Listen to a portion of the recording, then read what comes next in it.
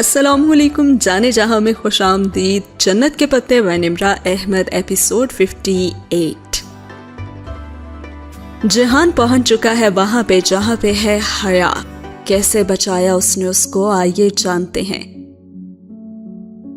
जहान सिकंदर दीवानावार भागता हुआ उस राहदारी की तरफ अभी जा ही रहा था, तभी उसने कमरे के पीछे से हया की चीखें सुनी और वो रुक गया, क्योंकि इस आवाज को तो वो बहुत ही अच्छे से पहचानता था और यह हया ही थी। उसका दिमाग गोल गोल घूमने लगा और हया अंदर दीवानावार चीख रही थी। उसे लगा वो उसे खो चुका है, नाकाम हो चुका है और उसे महफूज नहीं रख सका। वो अपनी बीवी की हिफाजत नहीं कर सका। और फिर वहां मजीद लोग भी आ गए थे। 2 ऑफिसर्स कमरे के दरवाजे की दर्ज से अंदर धुआं पैदा करने वाले बम छोड़ने लगे, लेकिन वो खुद हर चीज से बेनयाज जोर जोर से दरवाजे को बूट से ठोकर मारने लगा। वो चीख रही थी और कमरे में यकीनन धुआं भी भर रहा होगा और वो चीखे जा रही थी और साथ ही एक मर्दाना आवाज भी सुनाई दे रही थी। जोरदार ठोकर के साथ दरवाजा खुला और वो लोग किसी बहते सैलाब की तरह अंदर दाखिल हुए और ऐन उसी वक्त उस आदमी ने उसकी बीवी को आतिशदान पे फेंका। और ये जिंदगी का सबसे तकलीफदेह मंजर था। कमरे में बहुत सा धुआं फैला हुआ था और वो बर्फ की रात नहीं थी बल्कि वो आग की रात थी। और वो कुर्सी पे बंधी जख्मी और दहकाए गए बाजू के साथ आग के करीब ऊंधे मुंह गिरी हुई थी। उसके लिबास का दामन जल रहा था, लेकिन बाकी उसका लिबास ठीक था। एक ऑफिसर तेजी से उसके लिबास को बुझाने लगा और जहान तो हया की तरफ नहीं गया, बल्कि वो तेजी से उस पस्ता कद रूसी की जाने बढ़ा जिसने उसकी बीवी को तशद्दुद का निशाना बनाया था। उसकी हिम्मत भी कैसे हुई कि वो उसकी बीवी को हाथ भी लगाए। और ये सब सरदर्द, बुखार, फ्रस्ट्रेशन और गुस्सा, एक जुनून था जो उस पे सवार हो गया। उसने रूसी को गर्दन से पकड़ा और फिर उसे धकेलते हुए उसका सर दीवार से दे मारा। रूसी ने जवाब में उसके सीने पे जोर से लात मारी और लम्हे भर को संभल नहीं पाया और पीछे जाकर लगा। सर पे चोट लगी और पहले से मौजूद दर्द जैसे फटने के करीब आ गया था, लेकिन अगले ही पल वो दीवानावार आगे बढ़ा और रूसी को फिर से गर्दन से दबोचा। उसी जुनूनी आमेज अंदाज में अब वो उसका सर बार बार दीवार से मार रहा था और लहूलुहान हुए रूसी ने जवाबी हमला करने की कोशिश की, लेकिन वो नहीं कर सका। अगर उसका दोस्त ऑफिसर उसको ना पकड़ता तो शायद वो उसको जान से मार चुका होता। और बामुश्किल उन लोगों ने उन दोनों को छुड़ाया। अपने होंठ से रिश्ता खून जैकेट की आस्तीन से साफ करते हुए वो खुद को ऑफिसर की गिरफ्त से छुड़ाता हुआ तेजी से हया की जानिब बढ़ा और तब तक तो वो बेहोश हो चुकी थी। शायद उसने धुएं से भरे कमरे में भी उसे देखकर पहचान लिया होगा। गो कि ये मुश्किल था, मगर ये वक्त ये बातें सोचने का नहीं था। वो अभी सिर्फ और सिर्फ उसकी खैरियत चाहता था। वो जख्मी थी, उसका खून नहीं निकल रहा था, मगर उसको जलाया गया था, दागा गया था और उसके सर पे गरम माया गिरा था। उसे जल्द अज जल्द तिब्बी इमदाद चाहिए थी। अगर वो अब्दुर्रहमान पाशा ना होता तो वो सिक्योरिटी ऑफिसर कभी भी बाजियाब होने वाली लड़कियों की तादाद 34 से 33 लिखने पे और उसे खामोशी से अपनी दोस्त को अपने साथ ले जाने की इजाजत ना देता। ट्रस्ट टीम ने उसके साथ ताउन किया था, अलबत्ता वो भी ये जानता था कि इस केस की मजीद तफ्तीश के लिए तो उसे बार बार बुलाया जाएगा और भले उसे सैकड़ों दफा बुलवा लें ये लोग, लेकिन हया को नहीं। वो उसे इन सब से दूर करना चाहता था और वो उसके लिए अब यही कर सकता था। इस सब के बावजूद वो जानता था कि वो उस पर कोई एहसान नहीं कर रहा, क्योंकि ये सब उसकी अपनी वजह से हुआ था। उसने हाशिम को गिरफ्तार शदगान में देखा था और जैसे किसी ने उसके ऊपर दहकते कोयले उंडेल दिए थे। यह हाशिम वही था जिसको जहान सिकंदर ने खुद हया का ताक़ुब करने को कहा था। वो हाशिम उसकी बीवी को बेच आया था और ये सब जहान का अपना ही कसूर था। उसने गलत आदमी पर भरोसा किया था। उसने गलत आदमी को अपनी बीवी की हिफाजत के लिए रखा था। उसने अपनी वजह से हया को इतना नुकसान उठाने पे मजबूर कर दिया। वही जिम्मेदार था इस सब का। اپنے آپ کو ملامت کرتا وہ حیا کو وہاں سے لے تو آیا تھا، اور ایک ہی جگہ تھی جہاں وہ اس کو لے کے جا سکتا تھا۔ جہانگیر ممی کے پاس تو کبھی بھی نہیں۔ ممی یا کسی بھی رشتہ دار کو کچھ پتہ لگے یہ نہیں ہونا چاہیے تھا، چاہے وہ ممی ہی کیوں نہ ہو۔ اور اب ایک ہی جگہ بچی تھی، بیوقدا اور عائشہ گل۔ وہ اسے ہسپتال بھی نہیں لے کے جانا چاہتا تھا۔ اگر وہ اسے خود ہسپتال لے جائے گا تو صبح تک پورے ادالار کو خبر مل جائے گی، اور اپنے کسی آدمی پہ اب اسے بھروسہ نہیں تھا کہ وہ حیا کو کسی دوسرے کے ساتھ ہسپتال بھیج دے، کبھی بھی نہیں۔ وہ اتنا ہرٹ تھا، اتنا پریشان تھا کہ وہ آخری جگہ جہاں سے بات باہر نہیں نکلے گی اسے ادالار میں اپنا گھر ہی لگی تھی۔ حیا کے زخم ایسے نہ تھے کہ اسے فوری طبی امداد کی ضرورت پڑتی، اور وہ خود بھی اس کی پٹی کر سکتا تھا، لیکن سارا مسئلہ اس کے بالوں کا تھا۔ اگر وہ خراب ہو گئے تو وہ ساری زندگی خود کو معاف نہیں کر سکے گا، اور ابھی جلد از جلد اسے اس کے بالوں پر سے وہ ویکس اتارنا تھا، اور اس سلسلے میں عائشہ ہی اس کے لیے کچھ کر سکتی تھی۔ عائشہ کو یقیناً ان کاموں کا تجربہ تو نہ ہوگا، وہ کوئی پیرامیڈیکل سٹاف نہیں تھی، وہ تو چھوٹی سی ایک لڑکی تھی۔ لیکن ہاں، وہ ایک بات جانتا تھا کہ وہ اس لڑکی پہ بھروسہ کر سکتا تھا۔ آگے عائشہ کیسے حیا کے بال ٹھیک کر سکتی تھی، یہ عائشہ کا مسئلہ تھا۔ ویسے بھی خوف اور اچانک آئی ہوئی پریشانی انسان کا اصل پوٹینشل اس کے سامنے لے آتے ہیں۔ وہ خود بھی تو اس طرح کے شدید حالات میں ایسے ایسے کام کر جاتا تھا جو عام زندگی میں اسے لگتا تھا کہ وہ کبھی بھی نہیں کر پائے گا، اور اس وقت بھی اسے عائشہ سے اسی پوٹینشل کی امید تھی کہ وہ عبد الرحمن کے لیے کچھ نہ کچھ تو کر لے گی۔ عائشہ اور بہاریں اس روز بھی اکیلی تھیں، آنے کچھ رشتہ داروں سے ملنے شہر سے باہر گئی ہوئی تھیں، اور وہ پچھلے دروازے سے گھر میں داخل ہوا تھا، اور اس بے ہوش زخمی لڑکی کو اس نے بالائی منزل پہ بنے اپنے پرتعیش سے بیڈ روم کے بیڈ پہ لٹا دیا تھا۔ تب بھی وہ بے ہوش تھی۔ وہ نہیں جانتی تھی کہ اسے کون ادھر تک لایا ہے اس برف اور آگ کی رات میں۔ وہ تیزی سے زینے پھلانگتا نیچے آیا اور عائشہ کے کمرے کا دروازہ کھٹکھٹایا۔ دھڑ دھڑ دھڑ، اس نے تو دروازہ پیٹ ہی ڈالا تھا، اور عائشہ پریشانی سے اٹھتے ہوئے کہنے لگی کہ ارے کیا ہوا، کون ہے؟ عائشہ سر پہ اسکارف لپیٹی نیند سے گھبرا کر اٹھی اور باہر نکلی تو اسے سامنے دیکھ کر تو اس کی آنکھیں حیرت سے پھیل گئیں۔ تم کب آئے انڈیا سے؟ اور تب اسے یاد آیا کہ ادالار والوں کے لیے وہ انڈیا میں ہی تھا، جبکہ خیر آگے سے جہان کہنے لگا کہ وہ آج ہی آیا تھا، اور مجھے تمہاری مدد چاہیے، اوپر آؤ میرے ساتھ۔ جینز اور سویٹر اور بکھرے بال، رف حلیہ، اینک غائب، یہ وہ عبد الرحمن تو نہیں تھا جسے وہ جانتی تھی، مگر جیسے کہ اس نے کہا وہ دونوں بہنیں اٹھ کر اوپر اس کے ساتھ آ گئیں۔ سارا معاملہ ان کو سمجھا کر جہان نے جب مدد کے لیے کہا تو عائشہ تذبذب سے بیڈ پہ پڑی حیا کو دیکھنے لگی اور اس سے کہنے لگی کہ تم اسے ہسپتال لے جاؤ نا، یہی ٹھیک رہے گا، مجھے تو کچھ سمجھ میں نہیں آ رہا۔ نہیں، کل صبح ہم ڈاکٹر گھر پہ بلا لیں گے، ابھی مجھے صرف اس کے بال بچانے ہیں، تم کسی طرح سے یہ ویکس اتار دو۔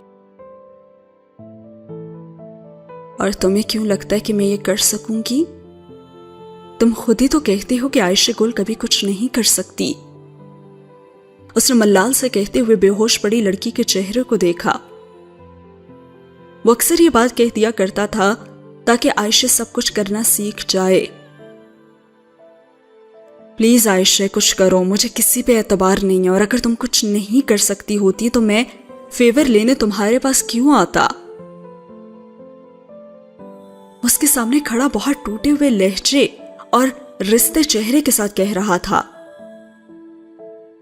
اوکے ہم کوشش کرتے ہیں۔ اس کے انداز میں کچھ تھا کہ عائشہ سویٹر کی آستین پیچھے چڑھاتی اٹھی اور غنودہ لڑکی کے سرہانے آ بیٹھی۔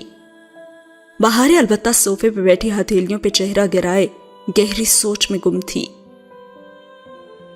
دیکھو کچھ بھی کرو مگر مجھے اس کے بال واپس چاہیے۔ وہ صوفے پہ بیٹھتے ہوئے پھر سے جیسے منت کر رہا تھا اور اس کے چہرے پہ زمانوں کا کرب اور تکلیف رقم تھی. اس کے بال بہت خوبصورت ہیں اور مجھے واپس چاہیے. اور پھر ساتھ بیٹھی بہاریں جس کو حیا کی کوئی شاید فکر نہیں تھی, بڑے ہی سوچتے ہوئے اس سے کہنے لگی کہ کیا وہ تمہیں اچھی لگتی ہے؟ بہاریں نے بہت سوچ کر سوال کیا اور عائشہ نے تادیبی نظروں سے اسے گھورا, مگر وہ جیحان کی طرف متوجہ تھی. وہ چند لمحے تو اسے دیکھتا رہا اور پھر آہستہ سے سر اسبات میں ہلایا اور کہنے لگا, بہت زیادہ. اور اگر اس کے بال خراب ہو گئے تو وہ تمہیں اچھی نہیں لگے گی؟ اور یہاں پہ عائشہ نے سختی سے اسے ٹوکا اور کہنے لگی, بہت ہو گیا بہاریں گل, چپ کر جاؤ تم. تو بہاریں نے بھی منہ بسور کر سر جھٹکا.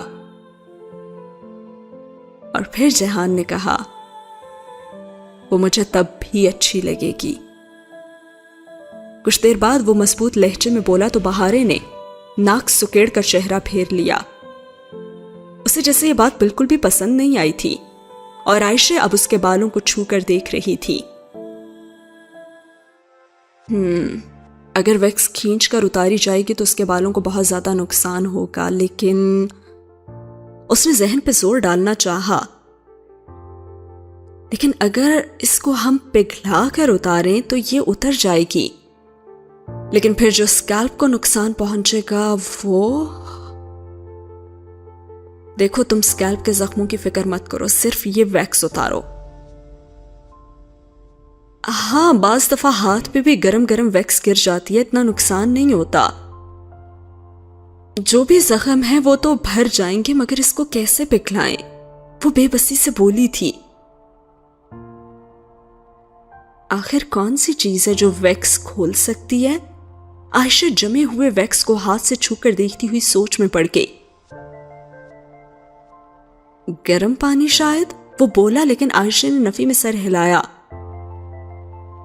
ہم اس کا چہرہ بچائے بنا بال گرم پانی میں نہیں ڈال سکتے, اور ویسے بھی ویکس اس کی مانگ پہ گری ہے. ہمیں بہت ابلتا ہوا گرم پانی چاہیے ہوگا, مگر اس کے چہرے کو وہ جلا دے گا. ہمیں صرف بالوں پہ کچھ لگانا ہوگا. اور پھر وہ ایک دم چونکی.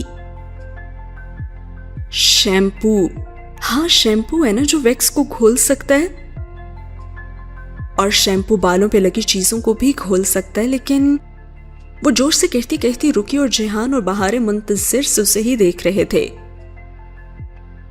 لیکن مسئلہ یہ ہے کہ عموماً تمام شیمپوز میں ویکس پہلے سے ہی موجود ہوتی ہے. ہمیں تو کوئی ایسا شیمپو استعمال کرنا ہوگا جس کے اجزاء میں ویکس نہ ہو. اور ایسا کون سا شیمپو ہوتا ہے جس میں ویکس نہ ہو؟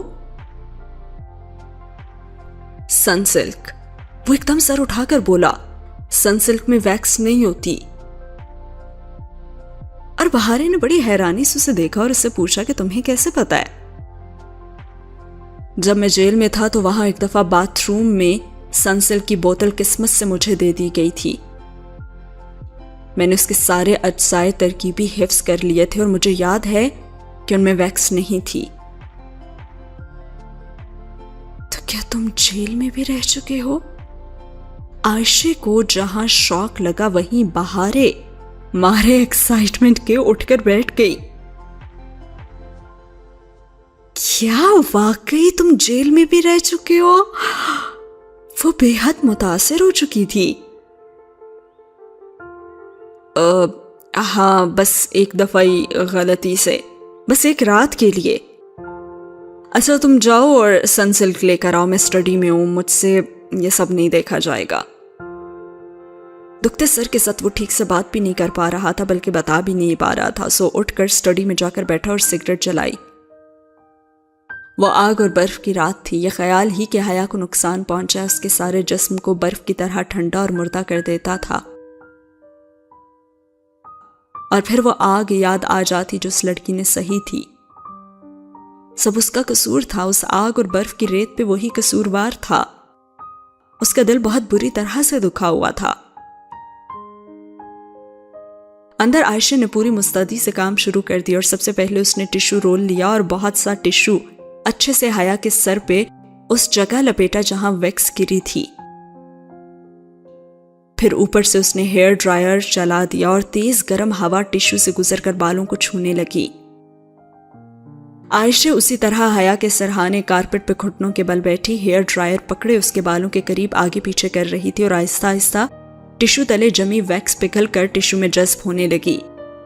اور جیسے ٹشو کا وہ ڈھیر گیلا ہو گیا تو بہارن جلدی سے اسے حیا کے بالوں سے اتار کر ٹوکری میں پھینکا اور تب تک عائشہ نیا رول کھول کر حیا کے بالوں میں لپیٹنے لگی تھی. یوں تھوڑی تھوڑی دیر بعد وہ ٹشو بدل لیتی اور بہت سارا ویکس یوں ہی اتر گیا، یہاں تک کہ اب ویکس کی آخری تہ بالوں پہ جمی رہ گئی جس سے بال بھی نظر آ رہے تھے. پتلی مگر سب سے مشکل تہ، اور اس کے لیے انہوں نے شیمپو استعمال کیا تھا. تولیے کو اس کی گردن میں آگے پیچھے پھیلا کر وہ عبد الرحمن کا بیڈ تھا جس پہ وہ ایک داغ بھی برداشت نہیں کر سکتا تھا. آج اس نے اسپرے سے حیا کے بالوں کو گیلا کر کے نرمی سے ان پہ شیمپو کا مساج شروع کر دیا تھا. اور ایسا کرتے ہوئے درمیان میں حیا کی ایک بار آنکھ بھی کھلی تھی اور اس نے اپنی ماں کو پکارا تھا، امی کہا تھا اس نے. شاید پانی اس کی آنکھوں پہ بھی گر گیا تھا اور اس نے فوراً بہارے کو آہستہ سے کہا، عبد الرحمن کو کہہ کر آؤ کہ وہ جاگ گئی ہے. اور عائشہ کے ہاتھ ابھی جھاگ سے بھرے حیا کے بالوں پر ہی تھے اور بہارے سر ہلا کر تیزی سے باہر بھاگی. وہ اسی طرح اسٹڈی میں بیٹھا کھڑکی سے باہر تاریک رات کو دیکھتا سگریٹ پھونک رہا تھا اور بہارے بھاگ کر اس کے پاس آئی اور اسے بتایا، وہ اٹھ گئی ہے، بس تھوڑی سی، زیادہ نہیں، تو اب کیا کریں ہم؟ اس کے پکارنے پہ وہ چونکا اور پھر چند لمحے خاموشی سے اس نے اس کا چہرہ دیکھا اور پھر فوراً اٹھ کر باہر گیا. اور جب وہ واپس آیا تو اس کے ہاتھ میں ایک سلیپ سپرے تھا. ایسا کرو اس کو اس کے تکیے پہ سپرے کر دو، وہ پھر سے سو جائے گی. اس نے سپرے بہارے کو دے دیا اور وہ سپرے پکڑے سر ہلا کر واپس اندر بھاگ گئی. اس کی ہدایت کے مطابق عائشہ نے سلیپ سپرے حیا کے تکیے پہ کر دیا. وہ جو ہلکی ہلکی جاگنے لگی تھی پھر سے غنودگی میں چلی گئی. صبح فجر سے قبل اس کے بال تھوڑے بہت ضیاء کے بعد واپس اپنی حالت پہ آ چکے تھے، یعنی تھوڑے سے ڈیمیج ہوئے تھے لیکن اپنی واپس اوریجنل کنڈیشن میں آ چکے تھے. دوسری طرف وہ بھی واپس اپنی حالت پہ آ چکا تھا. البتہ اس نے ایک کام اور کیا تھا کہ جو تصاویر اس کے پاس حیا کی تھیں وہ اس نے اسٹڈی کے کمپیوٹر سے پرنٹ آؤٹ کر کے اسٹڈی کی دیواروں پہ آویزاں پینٹنگز کے فریم میں اصل پینٹنگ اور شیشے کے درمیان لگا دی تھیں تاکہ یوں لگے کہ وہ تصاویر ہی فریم کی گئی ہیں. جب وہ ادھر رہے گی اور کسی دن وہ اس کمرے میں آ کر یہ دیکھے گی تو جان لے گی کہ وہ برا آدمی نہیں تھا. وہ اس کے بہت سے لمحوں میں اس کے ساتھ تھا اور وہ اس کا خیال رکھا کرتا تھا. اور پھر اس نے جاتے ہوئے کہا کہ تم صبح ڈاکٹر کو لے آنا، باقی سارے کام وہ کر دے گی، لیکن ہاں ایک بات. صبح جب وہ دونوں کمرے سے نکلی تو وہ اپنے مخصوص حلیے میں سوٹ میں ملبوس، بال جل سے پیچھے کیے اور اینک لگائے، بریف کیس اٹھائے واپس جانے کے لیے تیار کھڑا تھا. اور تب انہوں نے پوچھا کہ کیا؟ بس یہی کہ تم اس کو نہیں بتاؤ گی کہ میں یہاں آیا تھا. بہارے، اگر تم نے منہ سے ایک لفظ بھی نکالا نا تو یاد رکھو میں تم سے کبھی بات نہیں کروں گا. اوکے، میں کیا کہہ رہی ہوں؟ مجھے کیوں ایسے کہہ رہے ہو؟ وہ نروٹے پن سے شانے اچکا کر بولی. جب بہارے منظر سے ہٹ گئی تو اس نے عائشہ کو مخاطب کیا، تم نے مجھے بہت بڑا فیور دیا ہے اور تم اس کے بدلے مجھ سے کچھ بھی مانگ سکتی ہو، میں انکار نہیں کروں گا. وہ سنجیدگی سے بولا تھا اور عائشہ کھلے دل سے مسکرا دی. میں صرف اتنا چاہتی ہوں کہ زندگی میں دوبارہ کبھی اگر تمہیں کسی بڑے فیور کی ضرورت پڑے تو تم مجھ سے ضرور مانگو۔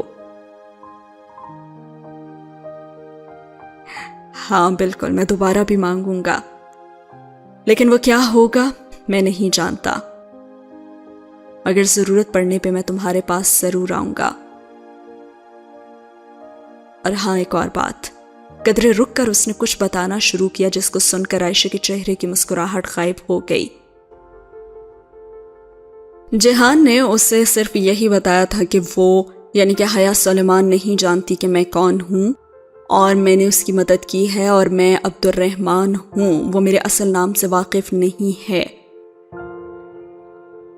اور عائشہ نے اس سے پوچھا کہ وہ تمہاری بیوی ہے اور وہ تمہیں کسی دوسرے نام سے جانتی ہے، اور پھر تم نے آنے سے یہ کیوں کہا کہ تم اس سے شادی کرنا چاہتے ہو؟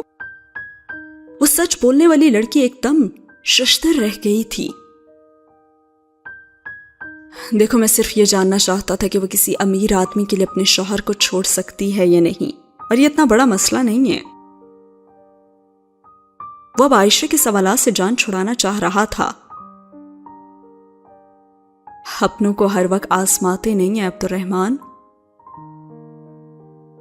جو بھی ہے، تم بہارے کو یہ سب مت بتانا، اور میں نہیں چاہتا کہ حیا کسی اور کے منہ سے میرے بارے میں یہ سب سنے۔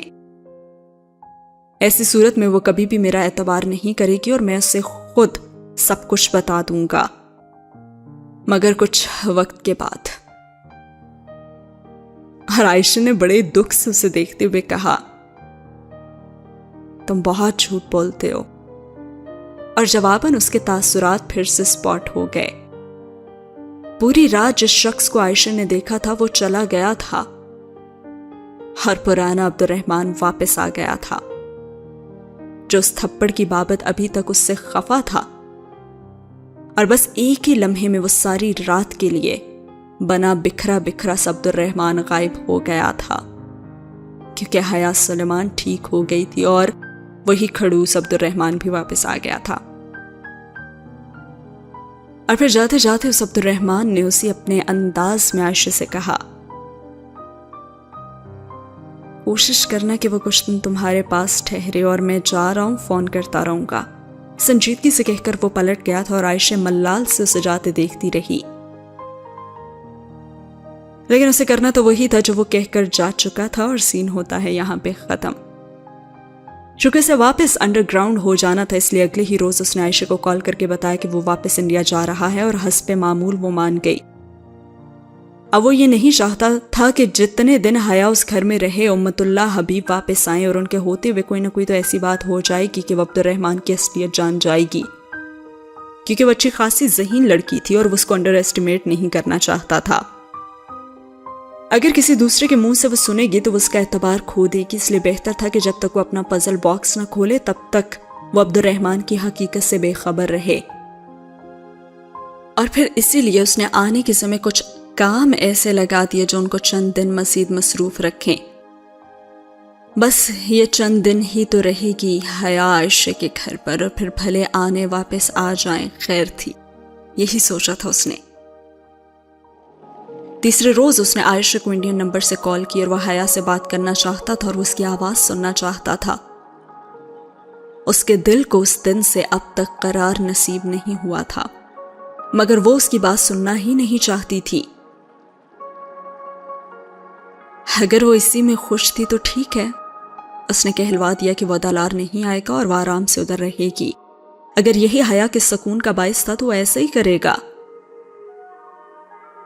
مگر ان دنوں بار بار اس رات کے مناظر اس کی آنکھوں کے سامنے آتے اور اس کو تکلیف دیتے۔ حیا کے بازو پر داغا WHO اور ساتھ میں آخری سلاخ کے 2 حروف RE، جو جلد ہی سلاخ ہٹا لینے کے باعث ٹھیک سے داغے نہ جا سکے تھے اور آبلے سے بن گئے تھے۔ وہ منظر بہت اذیت ناک تھا اس کے لیے۔ سوچنے لگا کہ اگر وہ 2 لفظ ٹھیک سے داغ دیے جاتے تو وہ کتنا عرصہ اسے اذیت دیتے، کوئی اندازہ نہیں کر سکتا تھا۔ ہاں ٹھیک ہے، سرجری سے وہ مٹ جاتے، مگر جب تک نہ مٹتے تب تک تو وہ اسے اذیت دیتے۔ کاش وہ ذرا سا پہلے پہنچ جاتا اور کاش وہ اس کو جلنے کی تکلیف سے بچا پاتا. کاش. ممی البتہ ذرا پریشان تھی کہ حیا کہنے کے باوجود کیوں نہیں آئی. اس صبح جب وہ گھر پہنچا تو ممی نہیں تھی اور انہوں نے رات کو اسے جاتے بھی نہیں دیکھا تھا، سو اس کو معلوم نہیں تھا کہ وہ رات کہاں رہا تھا. دوپہر میں دونوں کی ملاقات ہوئی تو ممی نے بتایا کہ وہ حیا کے ہاسٹل گئی تھی اور ایک اسٹوڈنٹ نے بتایا کہ شاید اسے اپنی میزبان فیملی کی طرف رکنا تھا. اس کے دونوں نمبرز بھی بند آ رہے تھے اور یہی بات ممی کو پریشان کر رہی تھی. اس نے ممی کو کچھ نہیں بتایا، اس کو راز رکھنے آتے تھے. بس اس نے تسلی دی کہ ہاں کوئی بات نہیں، فون خراب ہو گیا ہوگا اور وہ فکر نہ کریں. البتہ عائشہ کو اس نے فون پہ تاکید کی کہ وہ حیا سے کہیں کہ وہ اپنے گھر فون ضرور کر لے. اور اگلے روز اس نے واقعی فون کر بھی لیا تھا. اب سرکاری طور پر جہان سکندر کے ہاں اس کا نمبر آ گیا تھا، مگر وہ اس کو وہاں فون کرے یہ مناسب نہیں تھا. اس نے ہوٹل گرینڈ میں ایک بندے سے کہلوا کر حیا کے لیے نیا موبائل اور سم بھی دلوا دی تھی اور ظاہر ہے یہ نمبر بھی اس کے پاس تھا. لیکن اگر جہان اسے فون کرے گا تو اس کو نمبر کہاں سے ملا؟ جیسے سوال کی تو کوئی لاجیکل وضاحت نہیں بنتی تھی نا، کیونکہ وہ فون تو عبد الرحمن نے دلایا تھا تو اس کے پاس نمبر جا سکتا تھا، اس بات کی تو سمجھ آتی تھی. لیکن جہان اگر کال کرے گا تو اس بات کی سمجھ نہیں آتی تھی کہ یہ نمبر اس کے پاس کیسے گیا، کیونکہ اس نے تو کسی کو نہیں دیا تھا.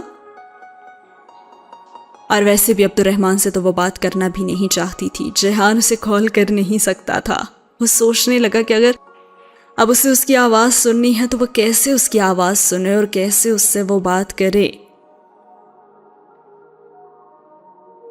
اور پھر اچانک اس کے دماغ میں میجر احمد آئے، تیسرا کیریکٹر. ہاں میجر احمد بھی تو ہے، وہ اسے کال کر سکتا تھا، کیونکہ میجر احمد عموماً ہر بات جانتا ہوتا تھا اور شاید تب وہ اس کی آواز بھی سن سکے. اور یہ کوشش کامیاب بھی رہی تھی اور کتنے ہی دنوں بعد اس نے حیا کی آواز سنی تھی. وہ حسب معمول میجر احمد سے بیزار تھی، مگر یہ طے تھا کہ وہ اس پہ اعتبار کرتی تھی. تبھی تو وہ اس سے پوچھ رہی تھی کہ بلیک میلرز کو کیسے قابو کیا جاتا ہے. بس سوچنے لگی کہ اسے کون بلیک میل کر رہا تھا. اس کا دھیان ہاشم کی طرف گیا.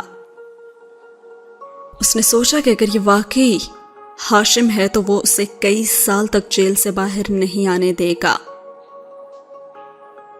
پھر اس نے اندھیرے میں تیر چلا کر اسے بتایا کہ وہ پرانا باکس کھول چکی ہے اور تب تو وہ ہنس ہی دیا تھا. یہ وہ سین ہے جب اس نے کہا تھا کہ تم نے دیا ہوا جو باکس ہے میں اسے کھول چکی ہوں اور میں جان چکی ہوں کہ اس میں کیا تھا اور مجھے زیادہ حیرت نہیں ہوئی، کچھ اس طرح کا. یعنی وہ اس سے بات نکلوانا چاہتی تھی، لیکن دوسری طرف بھی تھا جہان سکندر. اس کا لاکر تو ابھی تک خالی تھا اور جب اس نے اس میں ویڈیو رکھی ہی نہیں تھی تو کیسا انکشاف. اور اس کی اس بات پر وہ تل ملا کر فون رکھنا چاہتی تھی، مگر وہ اس کو مزید سننا چاہتا تھا. یہاں تک کہ وہ سو گئی، مگر وہ اس کی خاموشی سنتا رہا. اس وقت وہ اپنے ریسٹورانٹ کے کاؤنٹر پر بیٹھا ریسیپشنسٹ کے فرائض سر انجام دے رہا تھا. وہ اپنے کام نپٹا رہا تھا اور دوسری جانب اسے حیا کی سانس لینے کی ہلکی ہلکی آوازیں بھی سنائی دے رہی تھیں. لیکن ابھی آدھا گھنٹہ ہی گزرا تھا کہ اسے لگا کہ اس کے ناک اندر سے گیلا ہو رہا تھا اور تکلیف کی ہلکی سی لہر بھی اٹھی. اور پھر سے سر کا وہی درد ہر چیز پہ چھانے لگا. اور جب اس نے ہاتھ سے ناک کو چھو کر دیکھا تو وہاں خون تھا. پہلی دفعہ سر درد سے اس کی نکسیر پھوٹی تھی. باتھ روم میں جا کر بیسن کے سامنے ناک اور سر کو دھوتے ہوئے بھی اس نے فون کا سپیکر آن رکھا تھا اور وہ سو رہی تھی. وہ بیسن پہ نڈھال سا جھکا گہرے گہرے سانس لے رہا تھا. اور پھر 3 گھنٹے اور 20 منٹ کے بعد کال خود بخود کٹ گئی. چونکہ وہ انٹرنیٹ سے کنیکٹ کر کے کال کر رہا تھا، اس لیے وہ گھنٹے بعد کٹنے کے بجائے کافی دیر سے کٹی تھی، اور موبائل بند کرتے ہوئے بالآخر اس نے فیصلہ کر لیا کہ اسے اپنا چیک اپ کروا لینا چاہیے، کیونکہ کہیں نہ کہیں کچھ غلط تھا۔ اگلی صبح حیا نے اسے نمبر بھیج دیا تھا، اور اس نے نمبر ملتے اسے فون کیا۔ کرنے کی بات کوئی نہیں تھی، بس وہ اس سے بات کرتے رہنا چاہتا تھا۔ اگلے روز وہ صرف اس سے ملنے ادالار آیا تھا، اور اس نے عائشہ سے کہہ دیا تھا کہ وہ جب پورٹ پہ آئے تو بہارے کو ساتھ نہ لائے، اور عائشہ ظاہر نہیں کرے گی، مگر بہارے چھوٹی بچی تھی، سو عائشہ نے ایسا ہی کیا۔ کھلی فضا میں کرسیوں پہ بیٹھے ناشتہ کرتے اس نے چند ایک بار کریدنے کی کوشش کی، لیکن حیا نے اسے نہیں بتایا کہ عائشہ بہارے سے اس کی دوستی کیسے ہوئی، اور نہ ہی یہ کہ اس کے زخم کیسے آئے۔ اس کا مطلب تھا کہ وہ ابھی بھی اس پہ اعتبار نہیں کرتی تھی۔ اور پھر سے وہاں پہ بیٹھے ہوئے حیا نے اس کے سلور موبائل کے بارے میں اس سے پوچھا تھا۔ گو کہ جیہان نے اسے ایک دو بار ہنٹ بھی دیا تھا کہ وہ اسپیشل گفٹ ہے، اور اسپیشل سے مراد اسپیشل سروسز ہی تھی، لیکن وہ ابھی تک بوجھ نہیں پائی تھی، اور خود سے تو اس نے سوچا ہوا تھا کہ وہ کبھی بھی نہیں بتائے گا۔ وہ پہلے خود بوجھے گی تبھی وہ اسے ڈھونڈ پائے گی نا۔ البتہ تب وہ ذرا سا سنبھلا جب حیا نے کہا کہ اس کا چہرہ اپنے باس کے ذکر پہ چمکنے لگتا ہے، کیونکہ یہ اس کے اختیار میں نہیں تھا۔ اپنا ملک، اپنی جاب، سب بہت یاد آتا تھا اسے، مگر کیا اس کی صحت اسے مزید نوکری کرنے کی اجازت دے گی؟ یہیں وہ الجھ جاتا تھا۔ اور وہیں اس کے ساتھ بیٹھے اس کو ممی اور عائشہ دونوں کے ٹیکسٹ بھی موصول ہوئے تھے۔ صرف ممی کے میسج کا اس نے حیا کو بتایا، اور عائشہ کا پیغام پڑھ کر وہ صرف مسکرا دیا، کیونکہ عائشہ نے میسج میں لکھا ہوا تھا، تم نے ٹھیک کہا تھا، اتنے سارے لوگوں سے ایک وقت میں اتنے سارے جھوٹ بولتے تمہیں بالکل افسوس نہیں ہوتا۔ صحیح کہا تھا تم نے، بلکہ اب تو مجھے بھی یقین ہو چلا ہے کہ تم کبھی انڈیا گئے ہی نہیں تھے، اور تم استنبول میں ہی تھے۔ ہو گاڈ، یہ لڑکی بھی نا۔ اس نے مسکرا کر سر جھٹکا، اور سر جھٹکتے ہوئے شکریہ لکھ کر جوابی پیغام اس نے بھیج بھی دیا تھا۔ اور اس روز ساحل سمندر پہ چلتے ہوئے غیر ارادی طور پر اس کے لبوں سے روہیل کا ذکر نکل گیا تھا، اور روہیل سے 3-3.5 برس قبل اس وقت وہ ملا تھا جب وہ ایک چھوٹے سے کام کے سلسلے میں وہاں ایک تعلیمی ادارے میں تھا۔ تب ایک طالب علم نے اندھا دھند فائرنگ شروع کر دی تھی، اور ایک گولی اس کو بھی لگ گئی تھی۔ چونکہ وہ اللیگل کام کے سلسلے میں وہاں پہ تھا، سو وہ جلد از جلد موقع سے فرار ہو گیا، اور خراب ہوتے زخم کے باعث اس کو کسی قابل اعتماد شخص کے پاس پناہ لینی تھی، اور چونکہ امریکہ آنے سے قبل وہ وہاں موجود ہر رشتہ دار کا پتہ کھوج کر لایا تھا، اس لیے وہ روہیل کے پاس ہی چلا گیا۔ یہ بات اس نے روہیل کو راز رکھنے کو کہی تھی، اور جواب میں وہ یہ بات راز رکھے گا کہ وہ لڑکی روہیل کے ساتھ رہ رہی ہے، وہ کسی کو نہیں بتائے گا، اور اس ڈیل کے بارے میں وہ حیا کو تو نہیں بتا سکتا تھا، سو بات ٹال گیا۔ ہاں، اب وہ پوچھتی رہے اپنے بھائی سے اسے کیا، جہان یہی سوچ رہا تھا۔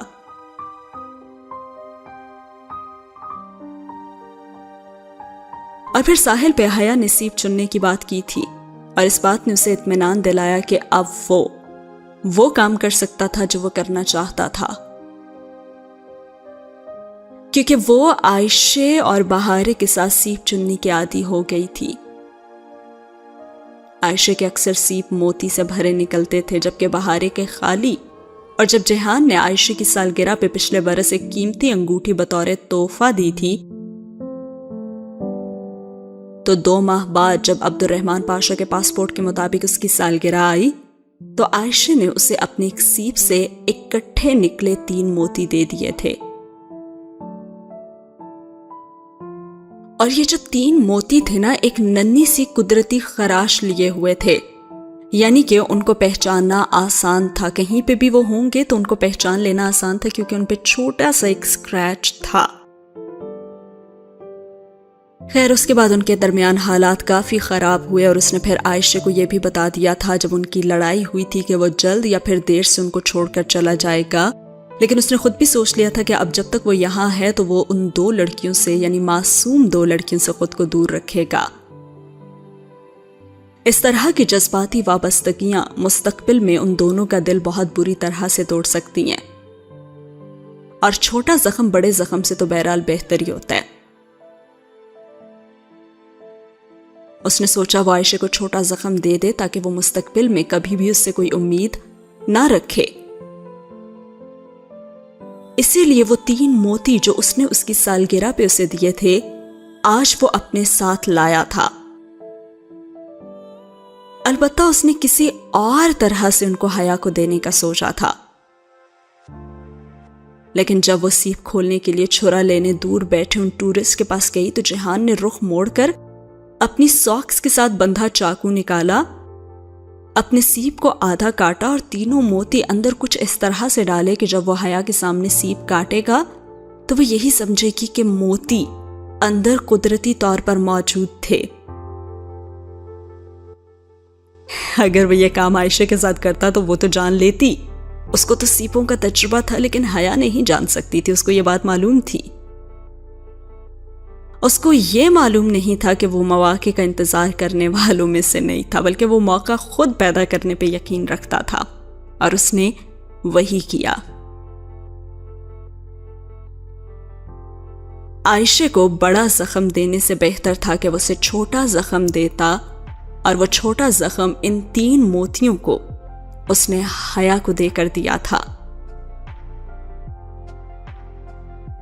دیا جانے والا گفٹ بہت قیمتی ہوتا ہے اور وہ کسی کو دینا نہیں چاہیے، لیکن وہ جانتا تھا کہ جب وہ حیا کے پاس ان موتیوں کو دیکھے گی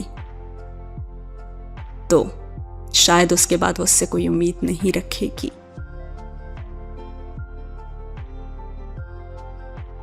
حیا اس کے نکلتے 3 موتی دیکھ کر تو بہت ہی حیران ہوئی تھی اور متاثر بھی، لیکن وہ خاموش مسکراہٹ کے ساتھ اپنے لیے خاموش 27 وصول کرتا گیا۔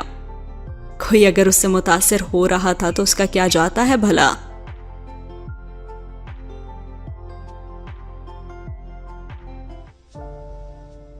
اور اسی طرح کچھ دن مزید گزرے اور ایک دن ایک بہت ہی ضروری کام آن پڑا عبد الرحمن پاشا کو۔ اسے اچانک سے کچھ بہت ہی اہم پیپرز کی ضرورت پڑ گئی جو ادالار میں اس کے کمرے میں رکھے ہوئے تھے۔ اس نے عائشہ کو صبح فون کر کے اس سے پوچھا، لیکن وہ مدد نہیں کر پائی تھی اس کی، اور جواباً اس نے یہ کہا تھا کہ تمہارا بریف کیس تو تمہاری الماری میں ہوگا اور وہ تو لاک میں ہوتی ہے، چابی بھیجوا دو تو میں نکال سکتی ہوں۔ اور اس کا انداز سپاٹ تھا، تم رہنے دو، میں خود ہی کچھ کر لوں گا۔ عائشہ کے لہجے کی خفگی وہ سمجھتا تھا، وہ جانتا تھا کہ اس نے یقیناً حیا کے پاس ان 3 موتیوں کو دیکھ لیا ہوگا اور وہ بہت ہرٹ بھی ہوئی ہوگی، لیکن ان دونوں کے لیے یہی بہتر تھا۔ جو بھی تھا وہ سمجھدار لڑکی تھی، اس نے خاموشی اختیار کر لی تھی اور وہ اس کا اشارہ سمجھ گئی تھی۔ ویسے بھی دلوں کا سکون تو محبت پا لینے میں نہیں، اللہ کے ذکر میں ہوتا ہے، اور وہ جانتا تھا کہ عائشہ کے دل کو سکون مل جائے گا اور عائشہ کو دل کا سکون ہمیشہ نصیب رہے گا۔ اسی شام عائشہ اور بہارے کو ایک جاننے والے کے گھر فوتکی میں جانا پڑا۔ سو شام میں جب وہ ادالار آیا تو وہ دونوں گھر پہ نہیں تھی۔ جہان گھر کے پچھلے دروازے کو کھول کر ایک الگ تھلگ بنے زینے سے اوپر اپنے کمرے میں آیا تھا۔ کمرے کی ایک چابی عائشہ کے پاس تھی تو دوسری اس کے پاس۔ اندر آ کر اس نے کمرہ لاک بھی کر دیا اور پھر وہ اپنے کام میں لگ گیا۔ الماری سے اپنا بریف کیس نکال کر بیڈ پہ رکھا اور اسے کھول کر مطلوبہ فائلز دیکھنے لگا۔ وہ جانتا تھا کہ حیا نیچے ہی تھی اور وہ بھلا اوپر کیوں آئے گی، اور وہ بھی اس کے کمرے میں۔ اس کے وہم و گمان میں بھی نہیں تھا کہ کبھی حیا بھی اوپر آ سکتی ہے۔ وہ یہی سوچ رہا تھا کہ اتنا بڑا گھر تو اس کے لیے کافی ہے اور اسے پتہ بھی نہیں لگے گا کہ کوئی اوپر بھی آیا ہوا ہے۔ یہی سوچ کر اس نے نوٹ پیڈ بھی اٹھایا اور فائل میں سے کچھ نام دیکھ کر اس پہ لکھنے لگا، لیکن پہلے ہی لفظ پر پین کی جو انک تھی وہ ختم ہو گئی۔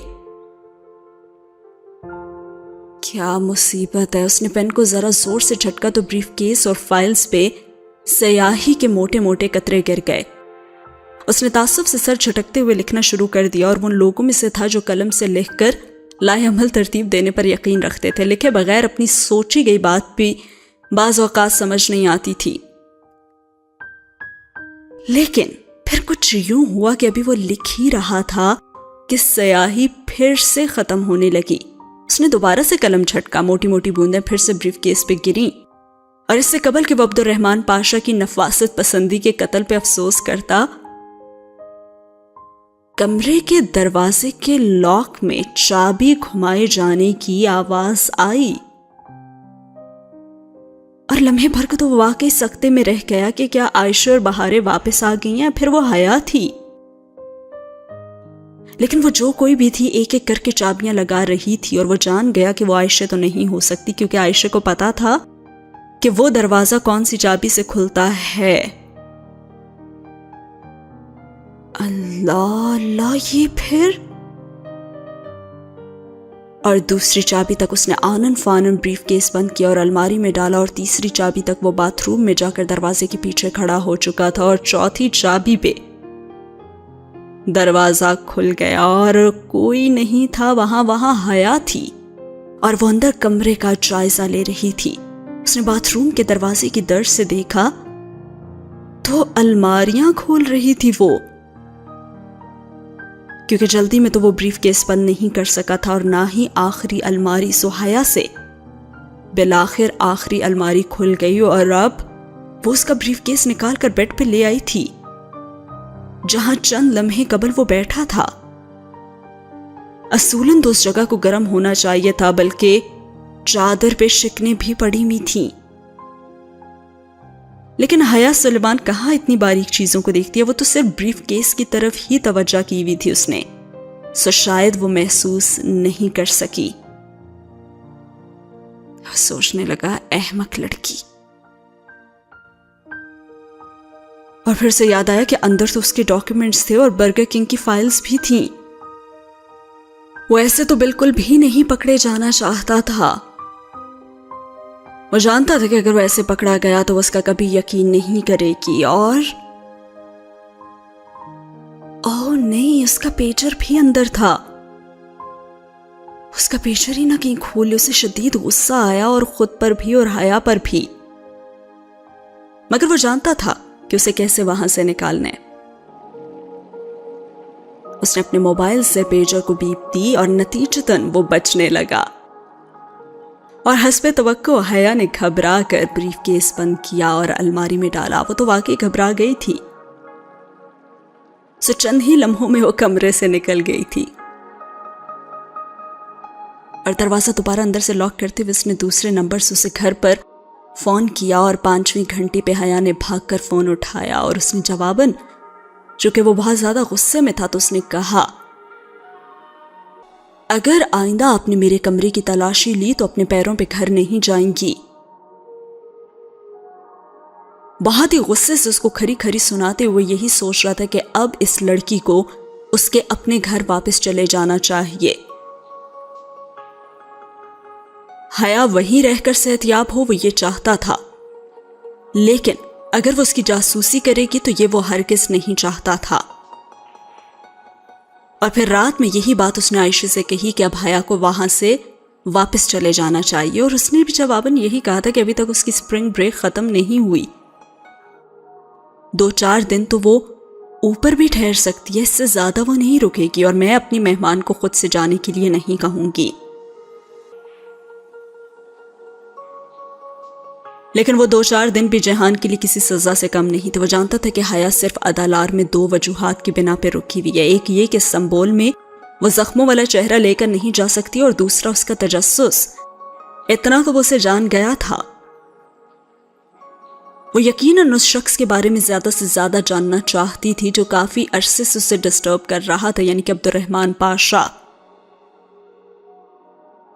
ہر سوچنے لگا کہ ہاں ٹھیک ہے، اس نے حیا کو بہت تنگ کیا، مگر اب تو وہ بیچارہ باز آ چکا ہے، لیکن اب حیا باز نہیں آ رہی. آخر بیوی تو حیا بھی جہان ہی کی تھی، ایسے کیسے باز آ جاتی. اور ایک شخص میجر احمد جس پہ وہ تھوڑا بہت بھروسہ کرنے لگی تھی، اس نے یہی کہا تھا نا کہ بلیک میلر سے پیچھا چھڑانے کے لیے ان کی کمزوریوں کو جانو۔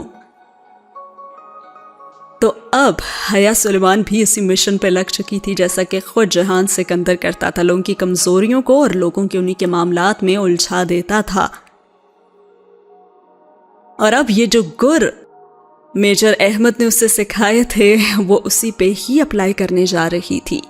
اس نے اس کے بعد کافی انویسٹیگیشن کی اور اس کے بھائی کے بارے میں جانا اور وہ اسے پبلش کرنا چاہتی تھی۔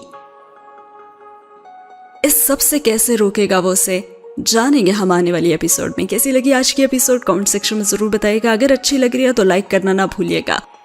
جناب آج کل لائکس بالکل بھی نہیں آ رہے ہیں، کیا آپ لوگوں کو ویڈیوز اچھی نہیں لگ رہی ہیں؟ کیا میں اپلوڈ کرنا چھوڑ دوں یا پھر میں بھی کافی دنوں بعد ہی اپلوڈ کروں؟ کیونکہ لائکس نہیں آتے ہیں تو پھر میرا بھی دل نہیں کرتا ویڈیوز اپلوڈ کرنے کا۔